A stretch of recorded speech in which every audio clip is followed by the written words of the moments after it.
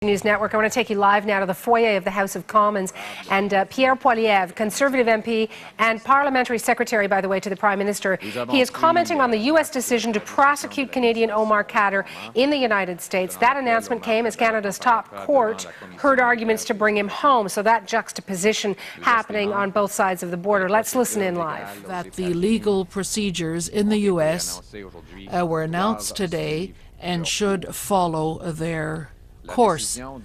The decision to ask Khadr be repatriated is a decision for a democratically elected government to take and not the courts. The Parliament has been very clear in stating that Omar Khadr faces very serious charges, including murder, attempted murder, conspiracy, material support for terrorism, and spying.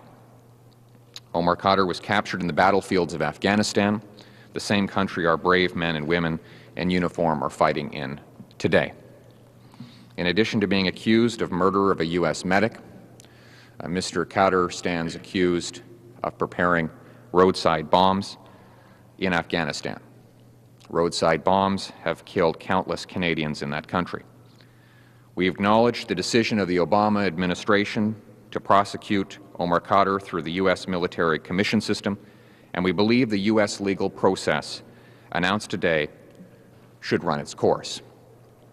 Any decision to ask for Mr. Khadr's return to Canada is a decision for the democratically elected government of Canada and not for the courts. Are you telling us that what the judges are going to be deciding, because they're hearing it at the Supreme Court, whatever they decide, that you will not obey the court and you will proceed? In French, if you will, please, Mr. Poilievre. Well, we have taken notice of the decision taken by the Obama administration, whereby Omar Khadr will be facing a legal process in the States. Yes, but now I'm speaking about the Supreme Court. I'm saying the Supreme Court, as you know, is dealing with this case. It will be bringing down a decision. Are you telling us that you will not abide by the Supreme Court's decision? The decision to ask for Omar Khadr's repatriation remains with the democratically elected government and not with the courts. Pretty clear. Are you going to ignore a Supreme Court ruling if they were to say that Omar Khadr should be repatriated? It seems like you're throwing into question following the Supreme Court's ruling. We believe that this is a decision of the democratically elected government and not of the courts. I'll take that as a yes.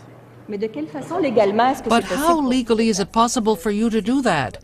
Because, after all, your lawyer is before the courts, you're arguing at the same time, you're at the Supreme Court, but we will not take cognizance of what is decided. I don't know how you can do both things.